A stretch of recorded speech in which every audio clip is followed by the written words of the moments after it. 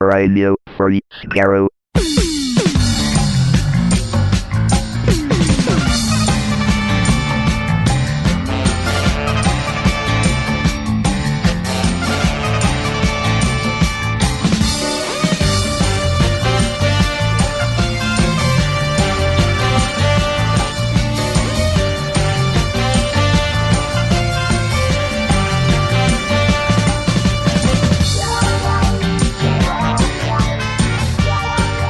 Hello, everyone. Welcome to Radio Free Skaro, episode number 748. I am Stephen in Edmonton. Warren in Vancouver.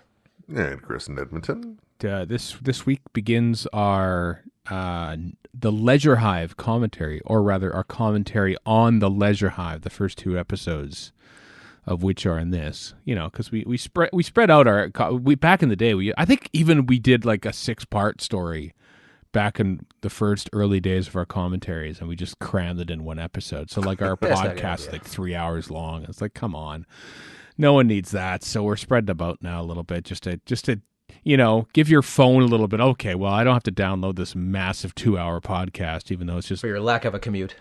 Yeah, exactly. So we have that, and I like the Leisure Hive, and I was just watching an episode of The Thick of It the other day, last night, as I always do. I'm waiting to see how this connects.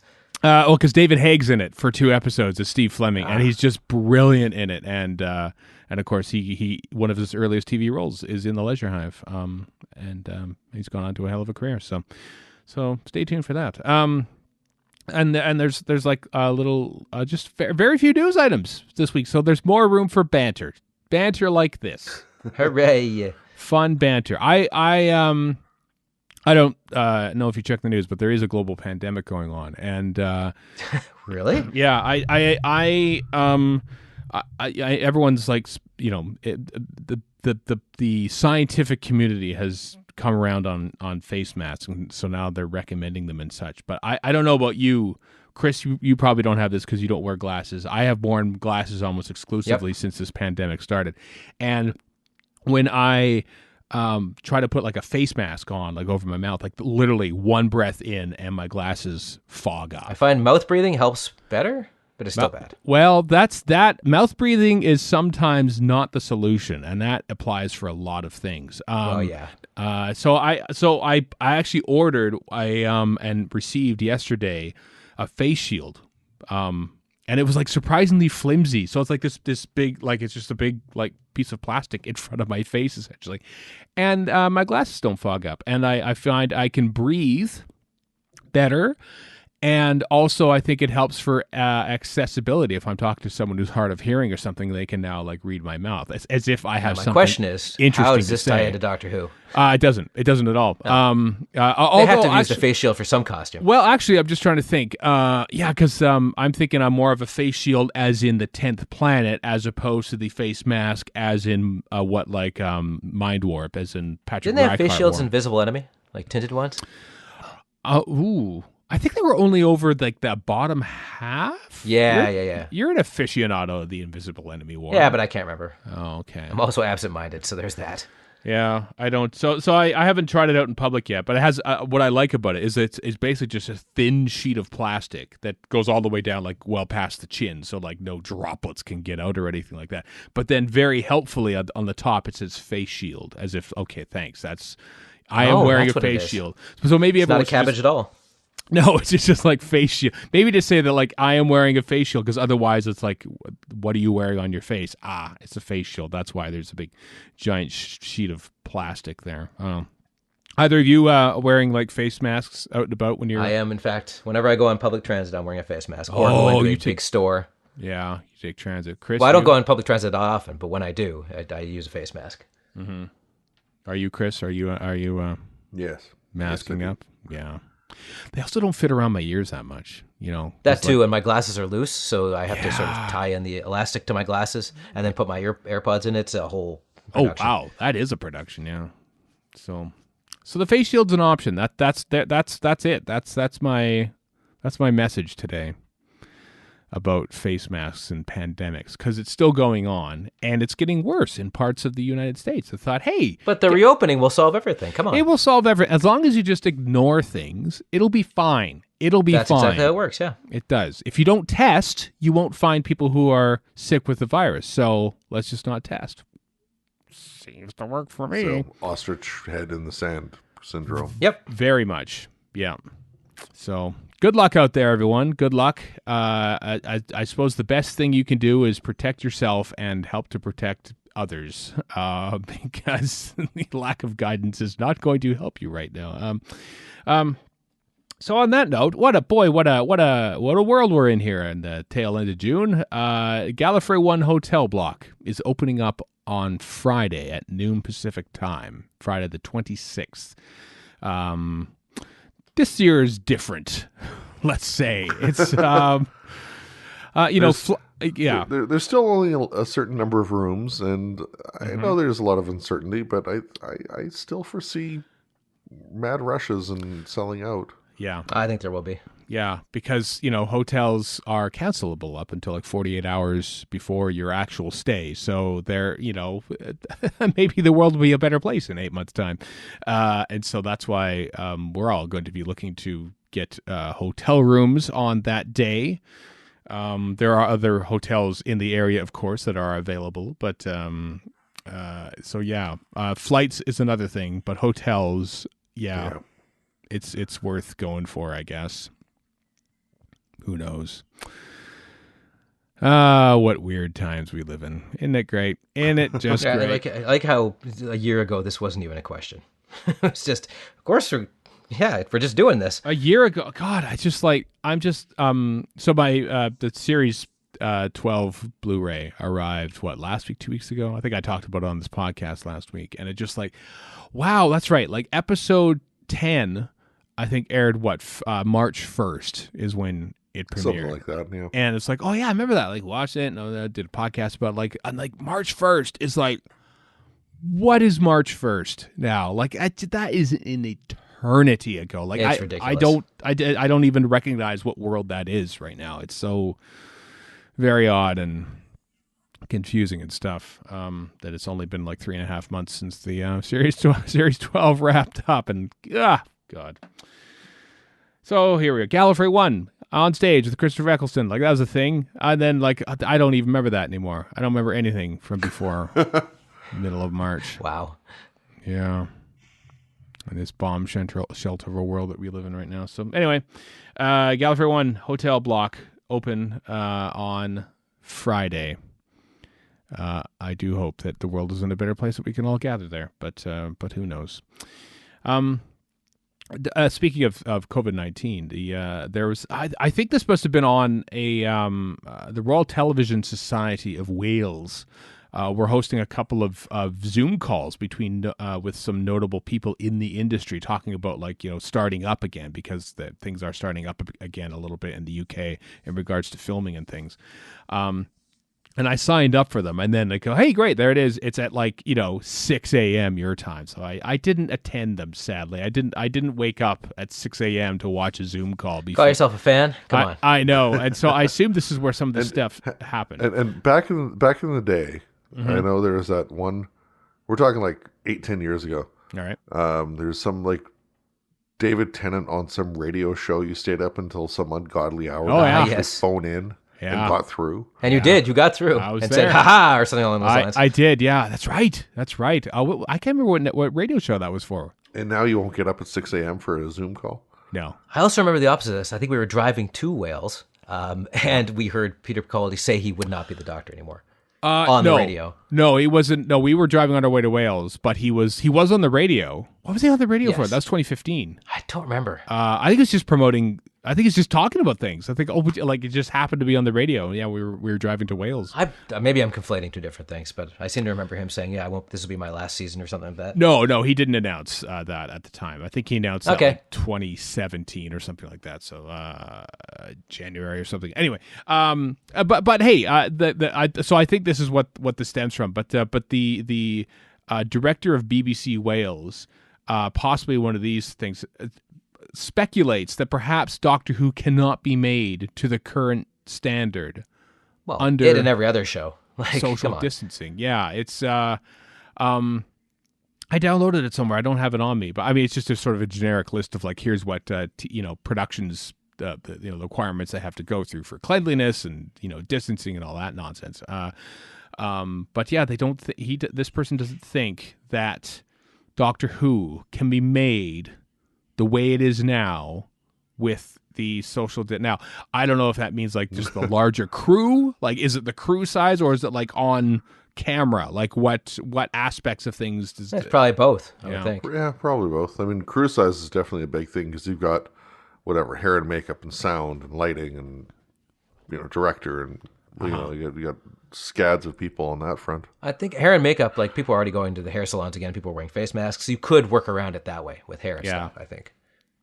And then one big thing that the article calls out is whatever measures are in place in England may or may not be the same as what's done in Wales, because they are allowed to have different rules between the two areas. What? Wales different rules? What? Thing is, the minute, like I've said this before, and I'm sure you have too, the minute somebody comes down with the virus on a set, it's gonna shut everything else down too.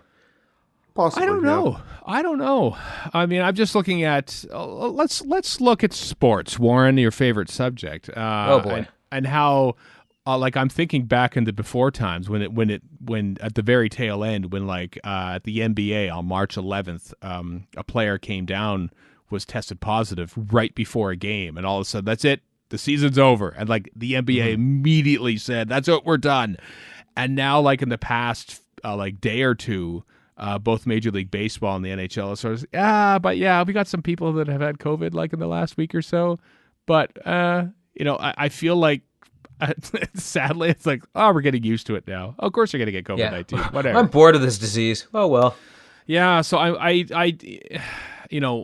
think they were, I'm not going to say paranoid, but they were certainly like very reactive, like, oh my God, there's a disease on it, like let's shut everyone down. But now that everyone is sort of like, practicing contact tracing a little bit, I imagine that'll be part of it on the set, and everyone will be wearing face. Go out of their way to be careful. Everyone will already be wearing face masks and everything else. Side note for the contact tracing stuff in the UK, that is a total gong show. Oh, good. Oh, it's fast. It's great. There's never been any controversy about privacy or surveillance in the UK, so I can't see this. No, not at all. I was going to say they've gone through 2 or 3 or 4 methods, and I know the main one that they were promoting, there was a massive privacy concern. Oh, good. Well, so it'll be. I mean, the on-screen thing will be very intriguing. Like we'll be watching that and go, oh, were they close? Ooh, that was a little close. Well, there won't be crowd scenes. I can guarantee that. It's almost going to seem novel to have like 2 people on camera, in the same area, maybe 2 meters apart, whatever. Yeah. But actually, they're talking to each other. There's ways to cheat it. You can split screen stuff. There's all sorts of ways. But kind of like the that fundraiser thing a little while ago where they had all the doctors. And anyway, the like Lena Henry and the other hosts and whatnot, they were there. They were in the same studio, a few meters apart, whatever. Oh yeah. It's going to seem novel to see that versus like a pre-recorded Zoom call. Mm-hmm. Like we've been started in on watching Staged with David Tennant and Michael Sheen, which is very, very good, very funny, but it's just like effectively recorded Zoom calls plastered on the screen, and that's kind of what we're getting used to now. And I think we're gonna get sick of it soon. Like, there's only so much of, we did it with Zoom call. Yeah, it's unique now, but in a year from now, like, we're going to be done with it. Having said that, it's already, like, if you're watching, a lot of people do watch, like, people playing D&D and other stuff live, right? That's just a given that you're going to do it that way, right? So there is a subgenre of this, but seeing real TV like this, people are going to be like, no, I'm not paying $6 a month for Disney Plus so I can watch a bunch of people on Zoom. I have to watch that all day at work. Why would I do it for entertainment? There's exceptions to that, but yeah. It'll be... intrigued to see how, like, sports. I'm dipping back to sports because it's a big industry that is like serious. Like, I mean, the Premier League is back in the UK now, with great fanfare this past week. And like, even though there's no fans in the stands, and everyone who's not on the field are like distant and wearing masks and stuff.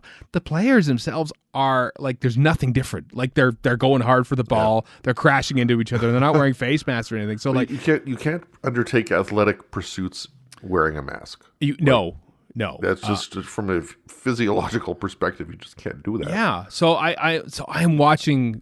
God help me! I'm watching like soccer with just an eye, just like how. Wow, that is methadone, man. That is some sports methadone. Man, the first game I watched, like, okay, here I go. I'm watching this. Just I was curious what the broadcast is going to be like. I was curious what the distancing would be like. Basically, it was a social experiment, and of course, it ended in a 0-0 draw because it's soccer. But I was intrigued to see like how. For the actual athletes, they just sort of carried on, and I'm curious to see like if cases grow from that. But I don't know how quarantined, for the lack of a better word, these soccer players are as like the Major League Baseball or NBA or NHL players would be, and so. How quarantined? How much of a bubble would they say? Guess what? Starring cast of Doctor Who. Here's where you can go. You can go home and you can go to work. And that is basically it, what we require you to do, because you're going to be around the most amount of people. And the same goes with all the people on the crew and stuff. Even though you'll be wearing masks, the people on screen won't be able to wear masks. Unless, of course, here's the funny thing. Maybe every episode of Doctor Who will now take place on an alien planet that you need a helmet for. Like, that'll be the thing. Like, I guess we better put our Doctor Who space helmets on again to go explore this new world. And maybe that's how they'll get around it too. There'll be more scenes with space helmets on. Think of the merchandising opportunities, right? Maybe it can happen. So I don't know. There's gonna be lots of questions, or are we just sort of like more accustomed to dealing with the consequences now? With it, maybe, I don't know. Well, I could tell you this right now: something like Time Lord Victorious wouldn't be as significant a year ago as it is now, because you can do all this stuff in a non-screen in front of you sort of way, comics and books and all this other stuff. Yeah, of the comics of which was announced it's coming out September 2nd, the Timeless Victorian one, which is. But all of a sudden, that kind of stuff takes on an outsized importance, because how else are you going to do it without? Yeah, it's less difficult anyway. It's basically all being told across various different platforms, apart from visual, basically TV. Well, except comics are visual, but yeah. But, like with actors and a crew and stuff like that. This is stuff that you can do. So, yeah. In a way, like, I'm pretty certain that Time Lord Victorious was probably like thought up well before the pandemic actually I guarantee it, yeah. struck. But it's starting to look kind of brilliant right now in the fact that, hey, look at this, we're telling a massive giant saga the way that we could tell things during in a way pandemic. This is a new wilderness year, a forced upon us wilderness year. Yeah, a little bit. Speaking of that, so this is a great thing though. This is kind of fun. So the Late Show with James Corden put out a thing on Twitter saying, hey, we're going to do a Doctor Who costume contest based on stuff that you can make in your home. Anyone interested? And of course, Doctor Who fans were. And so they immediately cobbled together some homemade costumes and did a thing for the James Corden show the following night. The upshot of it was the judges for this competition were Jodie Whittaker and David Tennant over Zoom also on in costume, yeah. That was great. The first interview, actually, they recorded them out of order. They had an interview with them, both of them over Zoom, and then they were in their costumes, which. It was delightful to see the stars of Doctor Who on TV. I just watched it this morning before we started recording, and it was just nice. It was just nice seeing two Doctors Who on my screen talking about Doctor Who on a late night talk show, even though they're all done over Zoom right now and stuff. That was one thing. But I do love that. I mean, we all discovered that Jodie Whittaker had her own costume kicking around for like charity events, basically, so she could do these things at a drop of a hat. And of course, it came into to be handy when she did those couple of videos in the early days of the pandemic. Which better be canon. I want them to work those in. As we discussed, said, I think, last week on the show, the fact that David Tennant took his costume home when he was done being Doctor Who. Does that surprise you in any way? No, not at all. But the fact that like the whole costume, the coat and everything, and he still fits. Like that's 10 years ago. That is 10 years ago, and it still fits. Good on you, David Tennant, because that is a slim fitting suit. And if anything, it looks a little bit baggy on him. I think he's probably lost some weight over the incoming years. So that was great. And then there were sort of the judges for this contest, and it was just neat to see them again. And everyone's going, "Ooh, David Tennant's very, very lovely in his beard and longer hair and his suit and stuff." And I'm just gonna say, Jodie Whittaker looks great in the longer hair. I think we've said about this on the podcast before. I like her in longer hair. Maybe she could have longer hair. I like how the pitch of your voice rises as you say that. I know. It looks good in longer hair. I'm just saying. All the doctors have gotten longer hair over the course of their tenure in Doctor Who, for the most part. I was just thinking that today because my hair is getting fairly shaggy, and I thought, wow, I got a massive mop, but really I've got like Peter Davison in the King's Demons length of hair right now. Like that's not. Did Patrick Troughton have longer hair in the Two Doctors? There's been much debate. It's funny you mentioned that. Much debate on Twitter as to whether or not Patrick Troughton wore a wig for the Two Doctors. I know, and so people were like throwing things back. Oh, look at this if he was rehearsal wear photo. A wig. Why wouldn't he wear one that like the normal, younger hair color? Is not gray. Exactly. That's what I think. This is me trying to remember things. I mean, Richard Bignell weighed into things, and I trust Richard Bignell with all things Doctor Who. And I want to think that maybe he had a wig for when he was an androgam doctor. And maybe that, and then his own hair, because I know that there was a famous instance of where the wigs did not arrive from England, and so Jacqueline Pierce and I think Patrick Troughton got to hang out at the hotel because their wigs hadn't arrived yet for their scenes, and so that's my guess, is that he needed a wig for the androgam scenes. But I keep telling you, Warren. Like, this is your time. This is your time. Like, everyone else is just letting their hair grow and stuff like this. And like this, you could be Kettlewell. You could go full on Kettlewell, and you don't do it. I don't know why you don't.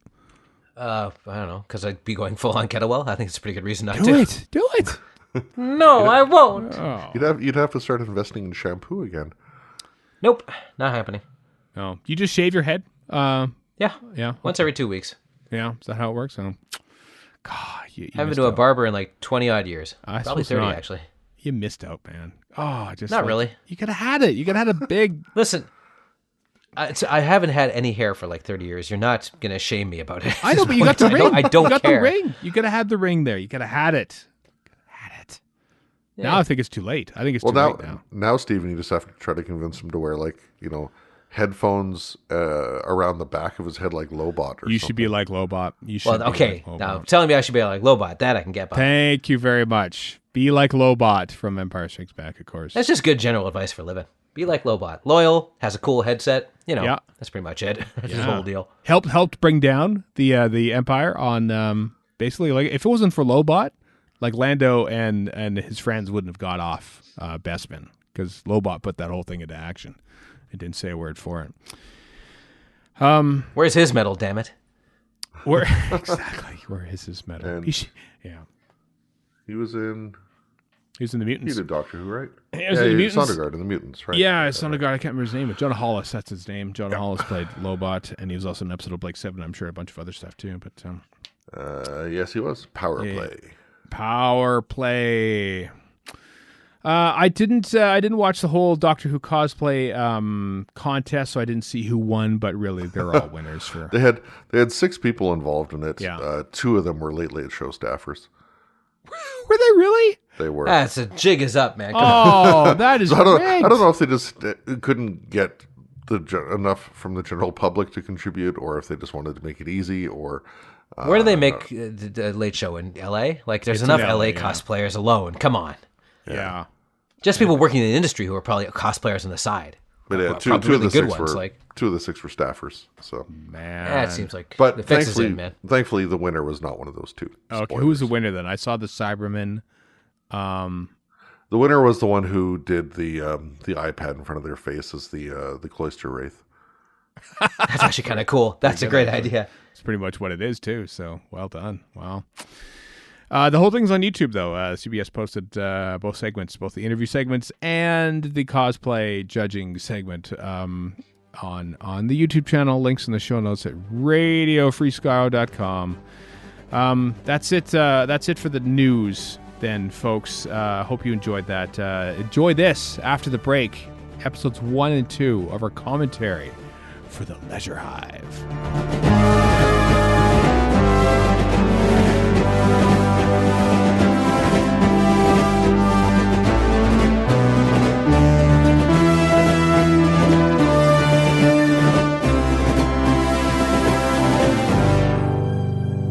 Welcome back, everyone. It's time to watch some classic Doctor Who from the year 1980. Space year 1980. The space year of 1980 for one of the rare episodes of Doctor Who that was broadcast in the month of August. It's episode 1 and 2, which was broadcast in September, of serial 5N, The Leisure Hive, the first story of season 18, one of my favorite seasons of Doctor Who ever. I am looking forward to watching this story.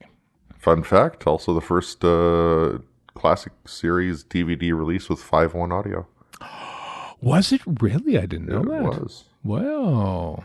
I do believe, I'm sure somebody will correct me if I'm wrong, but I believe it was the Leisure Hive.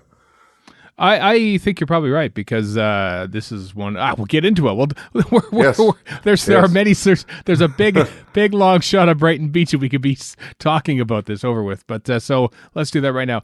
Please, friends, Romans, countrymen, gather your legally purchased DVDs, Blu-rays. I can legitimately say that for the Leisure Hive, episode 1.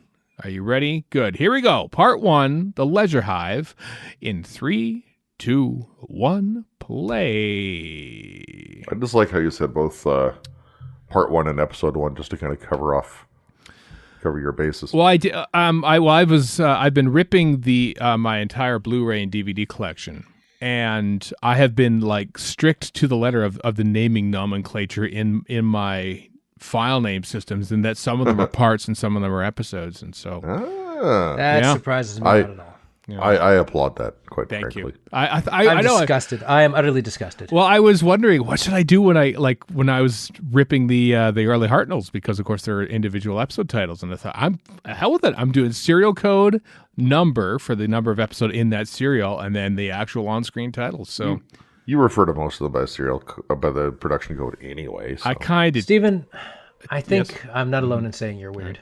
Well, yeah, that is definitely true. We not talked as weird as this, but we talked of pedantic things. Not that we won't continue to do so, but over the opening credits. But can I just say, as a young person, that seeing all the prior seasons of Tom Baker, that when the Starfield title sequence appeared, it kind of blew my mind. Me too. Yep, mind blown as well. What I want to know is, exciting. what was the production nonsense behind this obvious error / workaround? But this here, this shot that we're looking at, this is Lovett Bickford being a artistic Bickford? film director. Yeah, Lovett Bickford. Okay. There's nothing artistic about it. It's just endless. It's just Lovett Bickford, who never directed for Doctor Who again. no. See, 'cause he I went over wonder budget. why. Because he went over budget. Well, the I tent think- budget alone. I mean, come on. I think in the official DVD commentary already, Christopher Hamilton Bidmead and Lalla Ward are cutting into this shot with Lovett Bickford in the room. Literally the first thing to talk about was what the hell were you doing with this shot, says Bidmead. His name is Lovett, for crying out loud. Yeah. He's got to be a nice guy. Well, he's no longer with us, sadly. Just like Lyle Lovett. No. Yes. Lyle But Lovett Bickford did not marry Julia Roberts. No, Or oddly did enough, he? he married Eric Roberts, actually. That would Wow. be hot. Yeah. There's the words Eric Roberts and hot don't go together. I just want to let you know Wow. that. That is not Tom Baker. That's like a dummy in a chair, that long shot. They did not force Tom Baker to sit in a chair for 8 minutes while that camera panned around.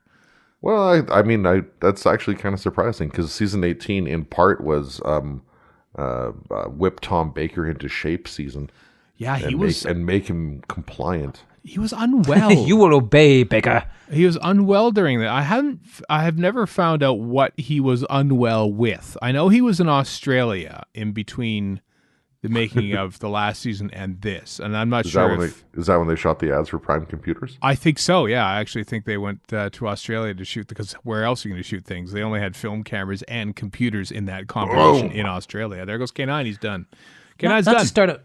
Not to start out completely negatively, but Right. going with that long shot and then expecting us to buy into the fact that K9's actually going to cruise in the water and explode himself. Like, come on. The long panic shot. I thought it was I think it was a moment for me as a child thinking, you know what? I kind of like this weird film, long static shot. I probably watched Star Trek, the motion picture around the same time for the first time. I thought, this is amazing. I love that movie. Which came out around the same time. I think you might have been making allowances. Just a thought. I don't know. I do legitimately love Star Trek, the motion picture. I've grown to enjoy it. Yeah. Because the older I get, the more 1979 it is. and I am intolerant of these newfangled years we are going through right now. So I know. I've grown to accept that it exists. Yeah. it's an interesting phenomena. Much unlike the thing they stare at the whole time, it's an interesting phenomenon. I watched for the first time in several years. I watched the first of the Kelvin Star Trek films again the other day. Yeah. And I liked it so much less this time. Good. Yeah, because they're not good. There's a reason for that. And 2 is a war crime, I believe. This is the last bit about Star Trek, I promise, before we start talking about Doctor Who. But it's fascinating that both the Black Hole and Star Trek the Motion Picture, both which came out more or less as a response to Star Wars suddenly making science fiction a big thing, steal more from 2001 than it is Way from more than Star 2001. Wars. Well, outright in Black Hole's case. Yeah, yeah. Mm-hmm. There we go. Here's a Quantel effect, everyone. Quantel makes its debut in Doctor Who, along with Peter Howell's score. Just one more Star Trek thing. I saw both those in the theater when I was 9 years old. Did not understand what the hell was going on. So the Black Hole at least had sassy robots. That's true. Well, we had one giant sassy robot in... and one Star sexy Trek. robot in the form of Persis Kambata. And this is robot-like, perhaps. Oh, listen to me. Oh, Peter Howell's score in this. It's my favorite. I just can't hear adore Peter Howell. I know. I turned it up ever so slightly in my headphones just so I could hear Peter Howell's score. He's my favorite of all the Radiophonic Workshop musicians from the 1980s. I enjoy the view of Argolis, and it's poison gases. Exactly. Wow, what a tourist spot. This is basically Chris Bidmead's dream. Like, everyone will go to a radioactive planet to learn about science, because that's what I would do. His idea of fun, yes. Yeah. We'll see that shot. We'll see that exact shot again. Not that one, but the one before of him walking. When the TARDIS shows up. I always thought when this that guy's triangle walking down video the thing was hallway. kind of cool, though.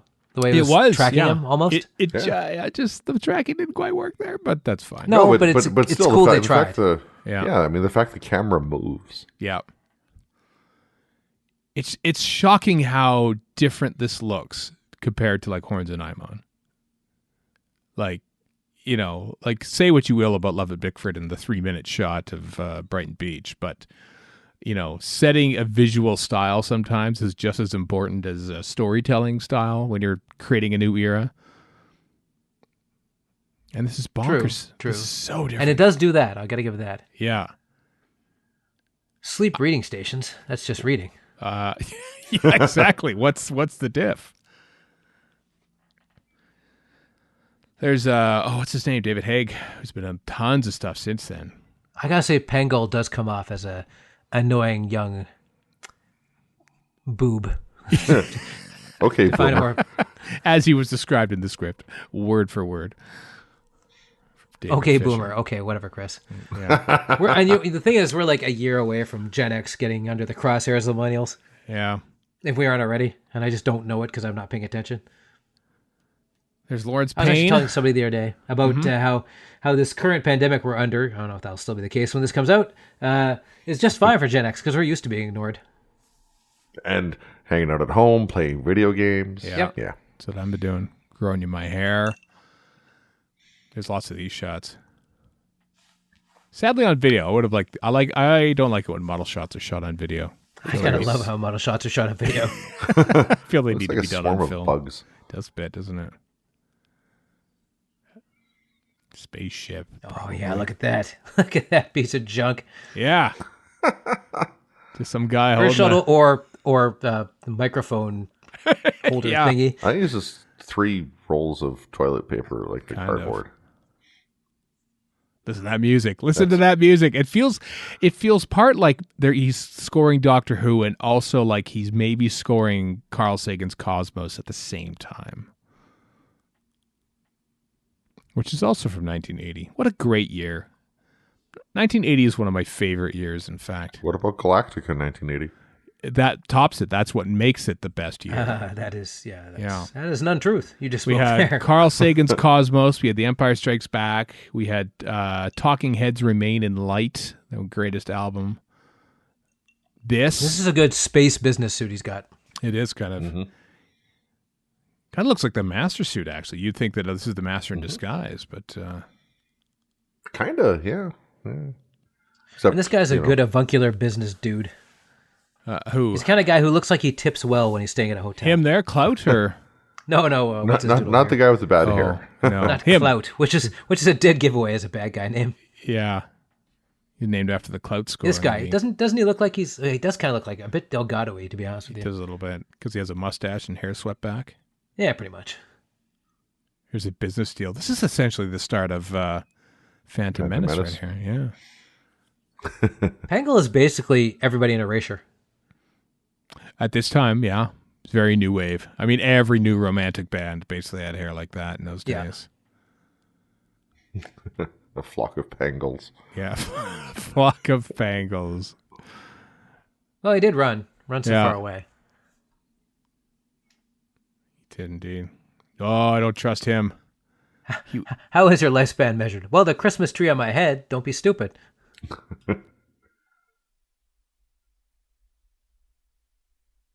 Okay, now this was, I'm going to say it wrong. Was this Quantel or not? Yes, this is, because here, this this is Quantel, historic right here. This is the first time ever that the TARDIS materializes in a moving camera shot. Yeah. Mm-hmm.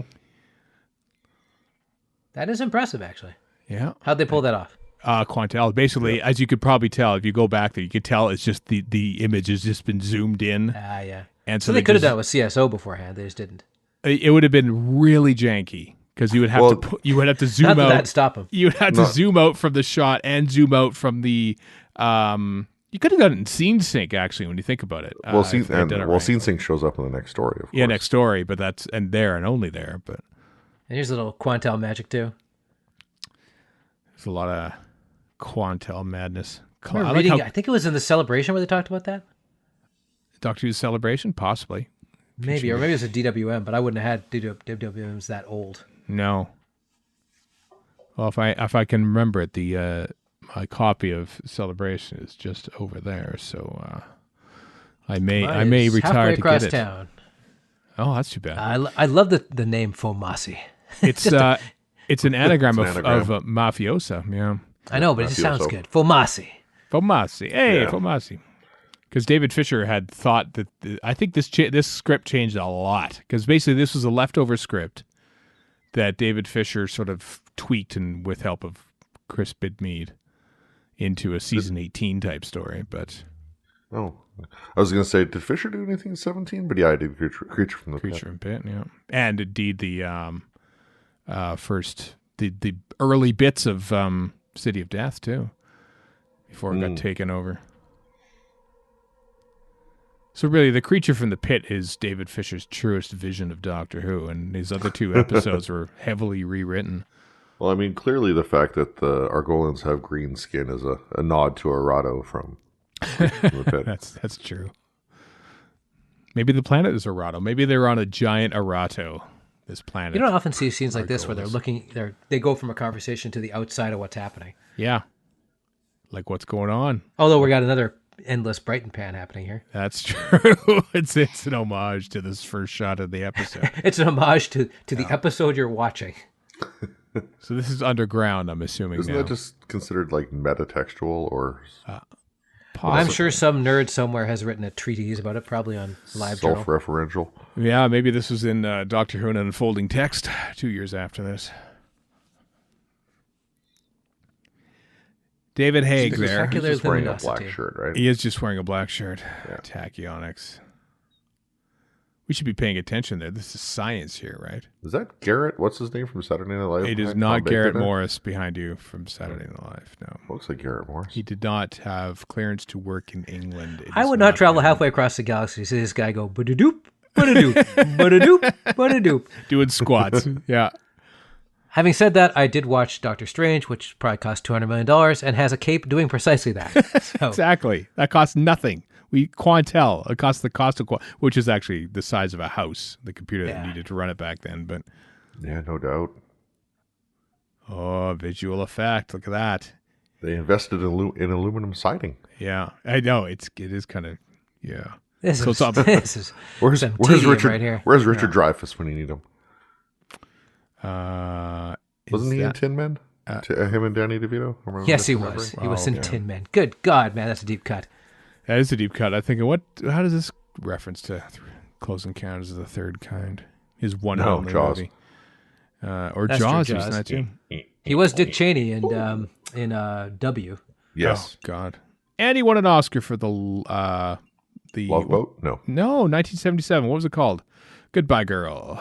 Won an Oscar, Best Actor.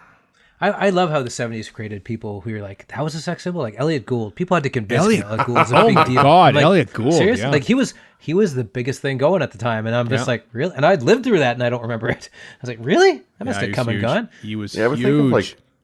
think of like the hairstyles and the collars and the plaid and the Lawrence 70s. Lawrence Payne's character just died. Holy crap. That's like killing off Stephen Fry like 10 minutes into the first episode of Series 12.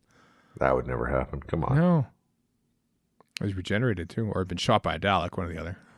Shot by Can't be Dalek. both. He is the hybrid. Now let's stop this entire season and explain to you what this has to do with the 1980 serial 5N, The Leisure Hive. Warren's remembered it. That's one. Well, it's right here on the titles on my book. Well, that's how it starts, man. So what does the Doctor do? Well, he just stands there and watches for half the episode. Yeah, he's on a tour. That's He's still better on than- holiday. He's literally on holiday. That's still better than episode 1 of most Colin Baker two-part stories. Adding can't- blah, blah, blah, the tachyonic emission. Okay. You that's- can't- Bidmead. you can't- Is Bidmead ghostwriting this? Yes. But he's rewriting it. You can't hear it, but this is my favorite bit of Peter Howell's score, and I just want everyone just stop listening to us and fade up the music a little bit. There I it mean, is. just stop listening to us. That's true. It's sort of based on Mars, Bringer of War by Gustav Holst. Did somebody tell these guys that the reason this worked in 2001 is because they had groundbreaking visual effects at the time, and it still works to this day because they still look good? This is the great thing about TV is that, like, oh, you know what? We made 2001. It was, groundbreaking. But guess what? We can take a guy from the cast of 2001 and make it with video, and it will be fine. And that's how you got the Star Lost. To be fair, the Star Lost should have been groundbreaking. It should have been. They had the effects guy from 2001 too. Yeah. It just didn't work. Oh, look at this shot. This is not the first time we see a shot like this. But then she stops, and then she keeps going. That's nice. That was back in my early days of working in TV. That was my favorite way to do a wipe. Walking into the camera. Well, no, just finding something where somebody would go past the camera and then do wipe to the next thing. And it was all analog. Mm-hmm. There's another pan. So they're in a storage area? Is that what they're doing? Everything is a storage area in this. It looks like a giant self-storage joint. Yeah. Doctor Who's taking notes there. Those solutions are neat.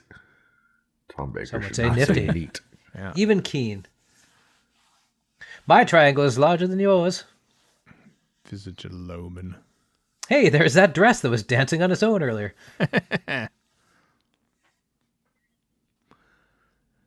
I want an interface like that.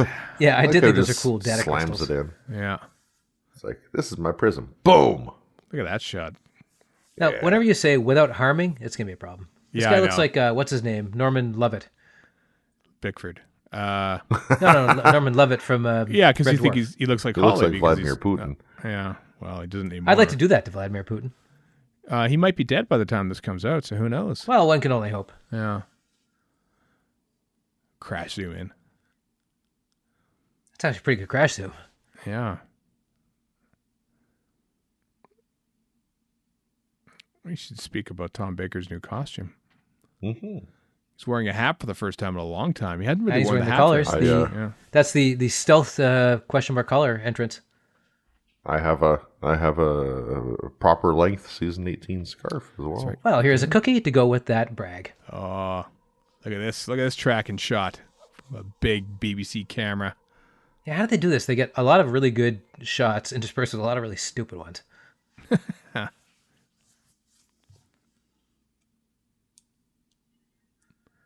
All right, Sisterhood of Karn, do your worst. She does look like that, doesn't she? Yeah. Ooh. Whoa. I think there's, 3 different actresses here? Maybe 4. Are these all Five. Morbius doctors? Yeah, that's exactly Yes, they are. what they are. They're timeless children, thank you very Yeah. much. I like the eye makeup, actually. Let's see that cosplayed at Gallifrey That is One. crazy. Yeah, nobody cosplays as Lady in Video. And We should. Nobody's cosplayed, as far as I know, as any Argolan either. No, there needs to be some deep... I think I've seen an Argola, not necessarily Gallifrey One, but I have seen one, I think. If not, they should. Clout. Why isn't anybody just grabbing a quilt and some buttons and being a Fomasi? Yeah. Quilt and buttons. And not the clown buttons either. Quilt and buttons sounds like the name of 2 creatures in a Neil Gaiman story. Quilt and... Yeah, or a Robert Holmes one. Either or. So where in the relationship was Tom Baker and Lalla Ward here? They're not fighting like they are in State of Decay, which they make immediately after this. Yeah. So Was they that must be shot getting after this, along. before Megalos? Yeah, it was 'Cause I know it was Leisure the first one Hive, where Leisure Hive, State of Decay, Meglos, Full Circle in that order. Oh, okay. So Waterhouse comes in and is shunned, and then comes back again for his proper debut. Yeah.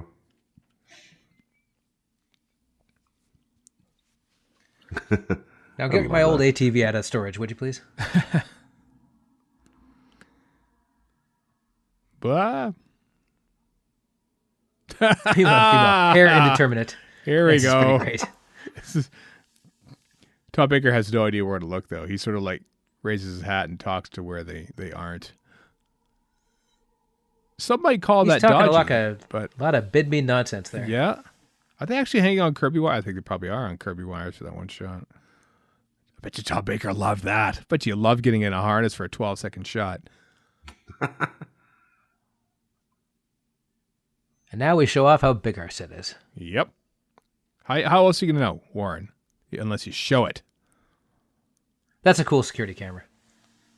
Looks like a snake's head. Yeah. It looks like it would probably tell you off. His hat's gone. Where's his hat? Oh. Got an Imperial Guard member there from Star Wars. Yeah, that's true. I like that they have mannequins of themselves all over. You think that like maybe Pangle's clones from episode 4, spoiler, come out of there, but they don't. Somehow Palpatine survived. Somehow. His name is Pangle Skywalker. Well, apparently somehow Boba Fett survived, so like really, if we're Well, going to from dump what I on Rise read- of Skywalker, Hey, Darth dump Maul on got brought Mandalorian back. too. I will Yeah. dump on the Rise of Skywalker, first of all. Yeah. Secondly, from what I've read, it's a guy who found Boba Fett's armor. It's not actually Boba Fett. Oh, And really? he's not claiming to be either. He's just kind of being a lone defender type dude. Oh, God. Just let him go.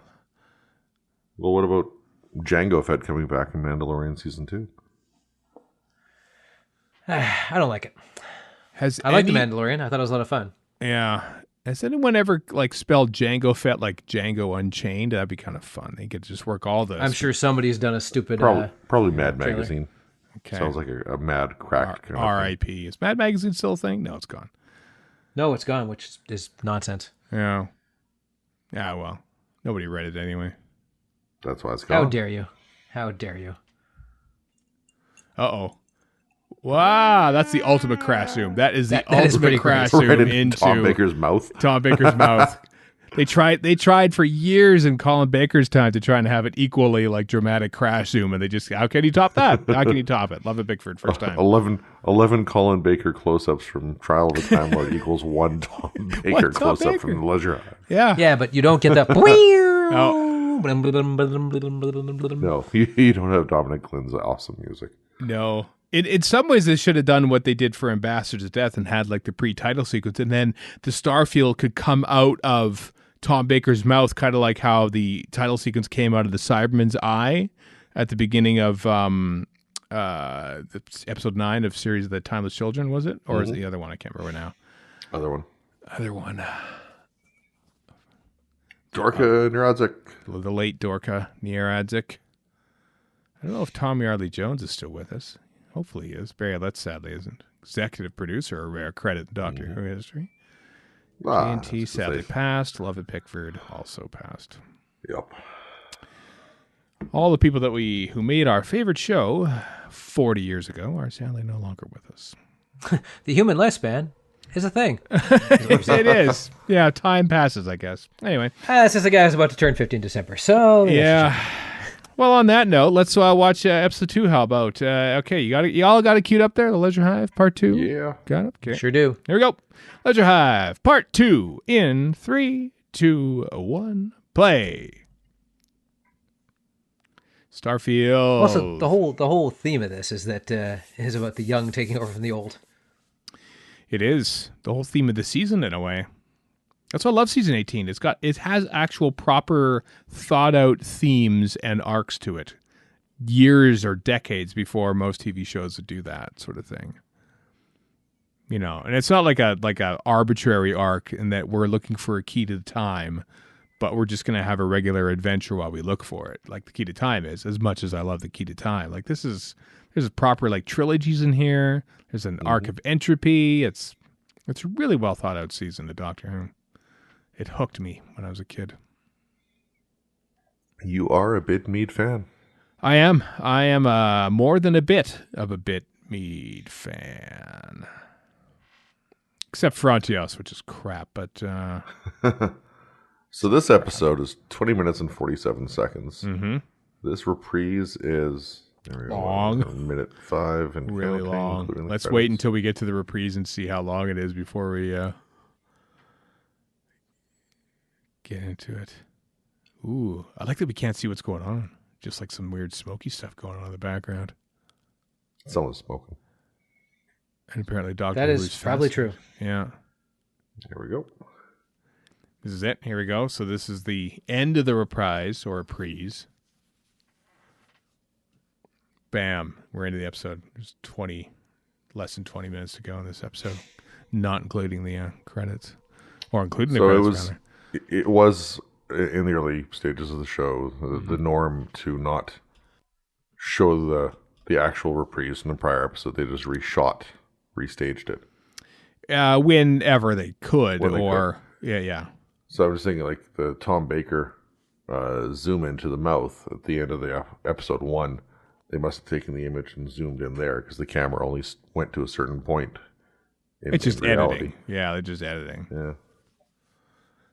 Very rare. It's weird, actually, because there's like occasional zoom ins or something where it's at the end of a cliffhanger that doesn't appear in the reprise. Like I'm thinking of end of episode 3 of Remembrance of the Daleks, where McCoy looks up and talks to camera and says, "I think I might have miscalculated," and then the episode ends and that's gone. And the reprise for episode 4, which is good. It's kind of dumb. They just go to the shuttle. Yeah. Bent. Look at that sonic screwdriver. It's almost bent. It's bent all the hell. Go down to Forbidden Planet. Pick yourself up a new one there.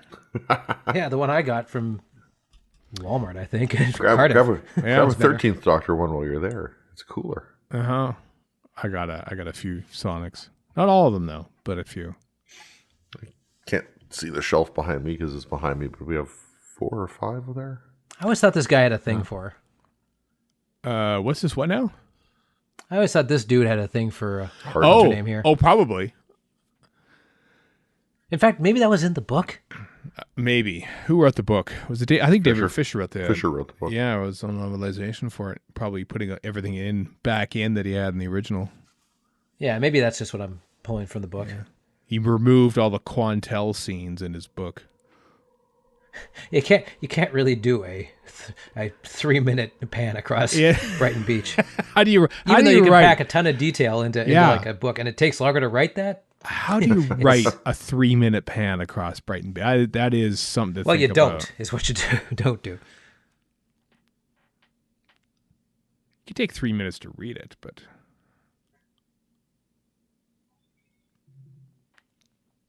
I like how most people don't know where the hell Gallifrey is in the classic series, and then it's I this know. thing.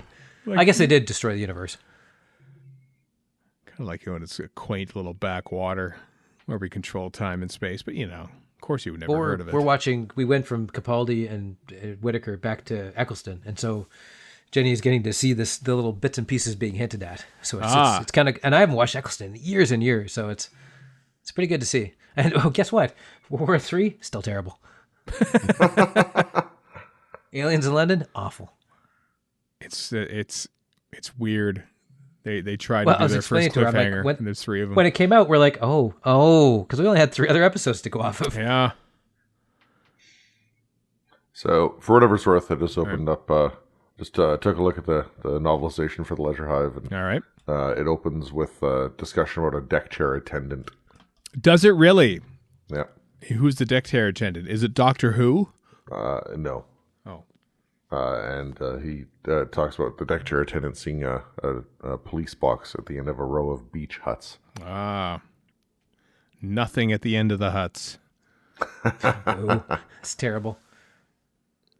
Not the heavy metal dust. I Empire. almost threw the horns out of involuntarily.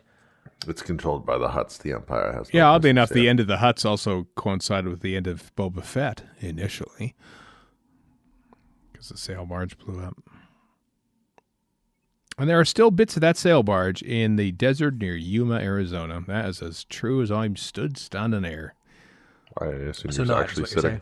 I'm sitting, but there are bits of the Imperial. The Imperial bunker that gets blown up still can be found in the forest in Northern California where they shot the Endor scenes, and there are bits of the sail barge buried in the sand because it blew up. I don't buy a word of what you're saying. I'm serious. 100%. There's somebody, Shane Turgeon, Warren, you know him, our friend and longtime Star Wars fan. I think he knows a person, or certainly knows of a person, that was stock footage there, by the way, not Shoff Doctor Who, that has built a fence, literally a fence, a backyard fence from prop pieces of the bunker that he found in the forest in the Redwoods in Northern California. Okay, that's pretty rad. That is pretty awesome. Yeah. I don't think the same thing. Well, maybe actually, I think there's probably a few houses in suburban Edmonton that are built with the same aluminum siding, which comes from this set here. But what shot in Edmonton? SCTV somewhere. Yeah, somewhere. Count Floyd's suit has been repurposed into a flag. Yeah. You just know in Hamilton, there's bits of Hilarious House of Frightenstein junk floating around. Hilarious House of Frankenstein. Oh boy, that is a Frightenstein. Yeah, I know. It's amazing how I thought, because I never really watched that show. For what it's worth, that's a kid's show from the early 1970s, which was repeated endlessly on. Drugged out. It's nonsense. drugged out and very cheaply made. And I quite discovered this. Tremendously racist. The second scene in the first episode I didn't know that. Is a recurring guy in brown face. It's just awful. It's just that's unfortunate. Awful. Yeah. So, yep. Well, Hamilton, Ontario is just awful. Send all email to Chris Burgess at Hamilton. Proud of Hamilton, Alberta. As opposed to Christopher Hamilton Bidmead. Yes. Oh, you can send emails to him. He'll be like, what the hell is this about?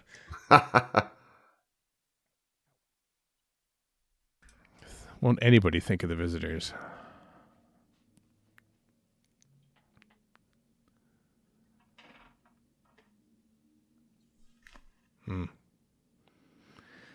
This I can't remember his name, but he was the narrator on Look Around You, one of the great British comedy series based on those 1980s. Beard. Oh, he's in. Oh dear.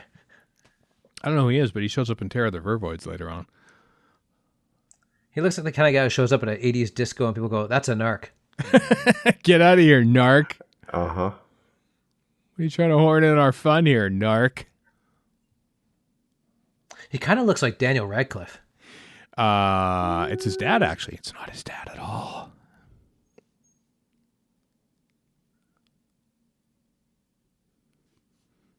The other guy kind of looks a little like Jeffrey Palmer. Just a little bit. Can't remember his name now. Is it Jeffrey Palmer or Jeffrey Dahmer? Palmer, please. Some for calling me, some for calling me. Aren't they the same person? I really hope not. I can't. I just want to recommend Look Around You. It's like literally like 8 episodes, 10 minutes long, that are like a educational film. It's funnier than hell. Co-written and produced by Peter Serafinowicz, and it's God. Jeffrey Palmer's still alive, by the way. Yeah, he is. Yeah, Mm-hmm. as of 92 recording, years old. Wow. Yeah. He was in Doctor Who thrice, and his son directed. I should remember more. Yeah, Silurians, you said it. And the next one shares a letter of the production code of the story that we're watching. 5? And mutants. Nerd. Yes. Mutants. Well, he was And then only in one episode of Mutants, right? he gets killed off in the killed off first pretty episode. And then, of course, he's the ship captain of Voyage of the Damned. Yeah. Voyage of the Damned, I remembered. I totally forgot that. Yeah. And, of course, his son, Charles Palmer. Has directed the... Directed for the new series. Yeah. He's still at his best in Butterflies. Lila Ward's in Hong Kong as of recording. I didn't realize she lived... Sorry to hear that, because Hong Kong is not a great place to be. Well, I know. Are you stalking her on Instagram? No, because on... as the day that we record this, the Big Finish put out this little mini documentary about how they're recording in isolation, and they were shooting Lala Ward's lines, and there's Lala Ward in Hong Kong, and she had a couple people drive her to the studio through deserted streets because of the pandemic, just in case you're listening to this in the future and wonder what we're talking about. Just in case get news of that would have faded from existence in the year 2021. No, it'll be the opposite. People will be like, streets? Yeah. What? I live in a bunker. What are you talking about? So yeah, Lala Ward living in Hong Kong. As you That's why say, these jokes about siding are like nothing to people in the future. No. They're just like, oh yeah, why would they have that siding? Or the other opposite of it, driving. I have a flying car. Yeah, in the space year of 2021. I am so sick of that boomer nonsense. Flying Jetpacks car? and flying cars. Just because you saw them on Jetsons, a crappy cartoon, what's doesn't the mean it's going to good? happen. Yeah. Also, I love how this futuristic space year thing is just basically sound baffling, sprayed green or lit green. It is actually. That is a... The collar of his shirt is quite ugly. It's pretty awesome looking lounge, though. Yeah, it looks like he should be like, taking some, ripping some bong hits or something. It is This the green looks room. like an escape room. Yeah. Ooh. It's very atmospheric Good shot, shot though. That's here. a cool shot. Yeah. Good job, Love It, Bickford. Oh, it's Mike Myers' mask from Austin Powers. Oh, I thought I was going to say Mike Myers' mask from Halloween. Which is in fact Halloween. William Shatner. The other Mike Myers. Which is a William Shatner mask, apparently. Yes, it is. Yes, Yeah. it is.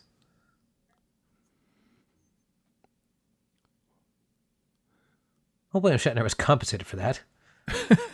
He has a cameo in all of the Halloween films. Well, no, I mean, the thing is, if 8% a of the mask with your profits. likeness on it is Right. a killer in Yeah. a series of very popular films, you'd think he'd get some money back. That's true. If Amasi just goes out of his way to step on That's those true. He glasses. was not even going anywhere near there. I'm stepping on your glasses. What do you think about that, Four Eyes? Also, that's Stu seen better days. The floor, anyway. This is a fairly atmospheric, low light shooting, though. Studio cam. Yep.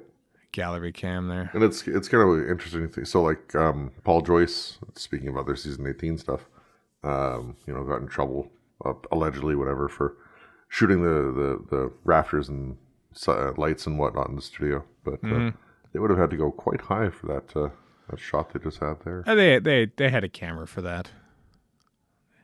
Yeah, like a crane Shouldn't cam. have gotten high on your own supply there, Narky. Yeah. Now you're freaking out. It's quite something, actually, when you have Bickford and Paul Joyce, two like visionary, like I'm a film director Auteurs. in this season. Auteurs. And then you have Peter there are Moffat, some- who there are admittedly does a great directing job for State of Decay. Mm-hmm. There are some admittedly cool shots here, like that shot there where they just start on this thing in in the front and then a soft focus stuff in the back. It's interesting. The transitions here are interesting too. You barely ever see dips to black. No, but unless you got Lovett Bickford at the helm. I based all of this on the year of the Sex Olympics,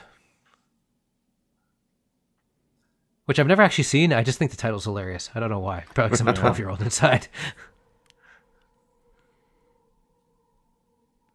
I love computer voices. I just love Tom Baker smiling. Yeah, I know.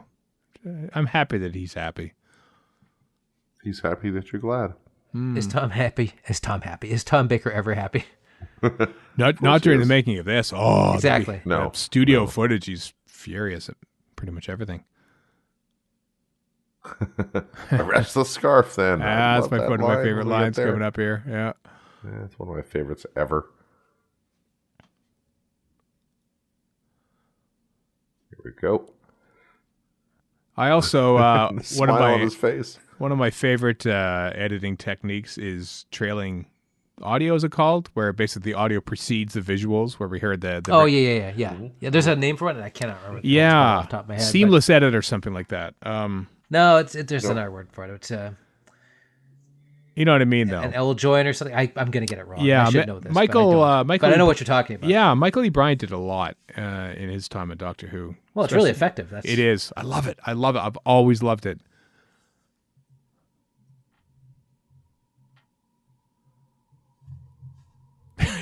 This is a triangle-based computer setup here. What OS is this? Is this like what Linux becomes later on, or No, it's far too easy to use Apparently it's called a J cut. J cut? Yes, Oh, because it's the letter J, right? If you got the audio and even on film, but just even with a non-linear thing, you've got the audio coming before. Yeah. So it's the letter J. So it's an L cut if it's the other way. Yeah. If the audio comes in Which after. is probably why Final Cut and whatnot use JKL for the backward, That would not surprise me. normal, and forward. Also, JKL is just easy, and then I and O for in and out are right there. Mm-hmm. And then in terms of Premiere, you've got dot or period for the cutting, and then for inserting you have comma. oh, is it really dot? It's different on Avid. Avid is X and C. Avid is strange. They have their own keyboard for that editing system.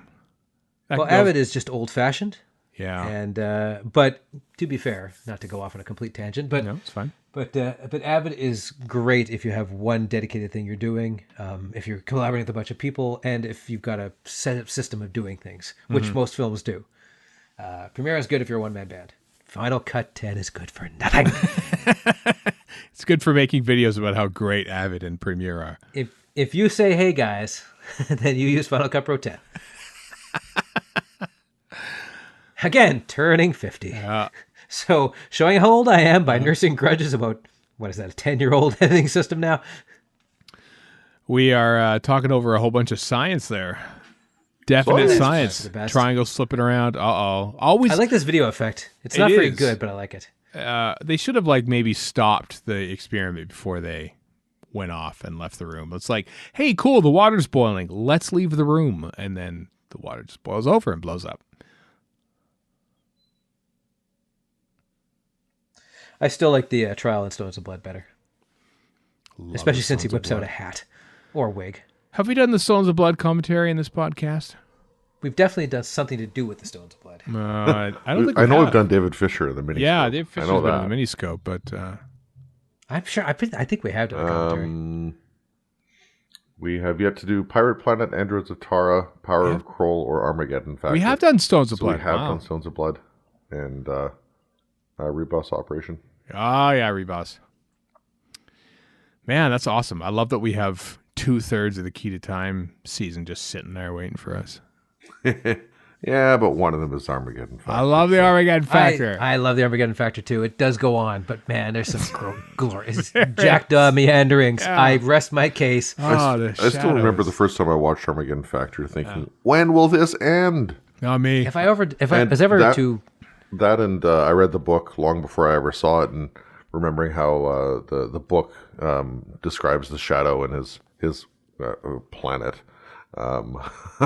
It does a lot better job than the actual production does. If I was ever to do a anthology series of stories, I would call it Jackdaw Meanderings. And you can have the audiobook narrated by the guy that played Jackdaw from Empress of Mars. That's true.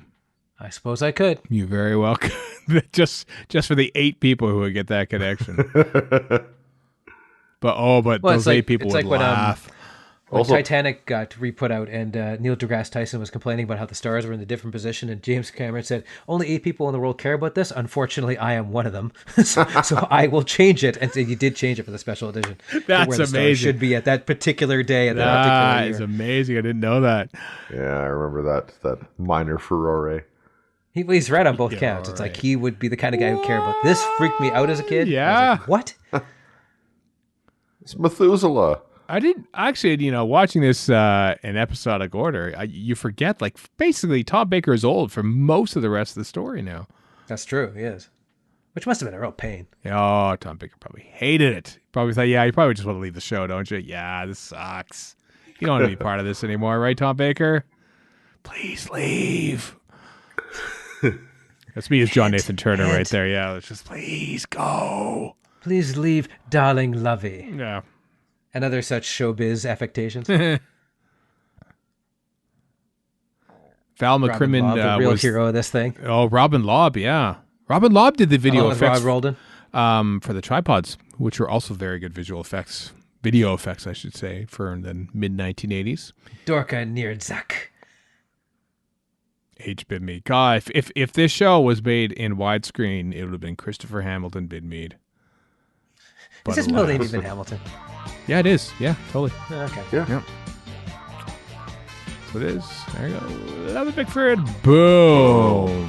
All right. I hope you enjoyed those 2 episodes, everyone. We'll be back next week with more episodes, specifically 3 and 4 of the Leisure Hive. So keep your Blu-ray or DVD player paused for a solid week until it won't burn the motor Catches out on fire. anything. No. Too bad. Yeah, don't turn it off. Just leave the Xbox on. Do whatever you need to do.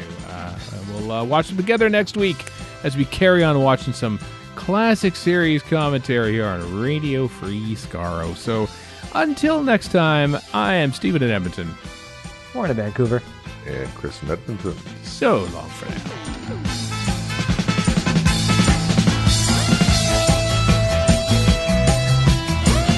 You've been listening to Radio Free Skaro.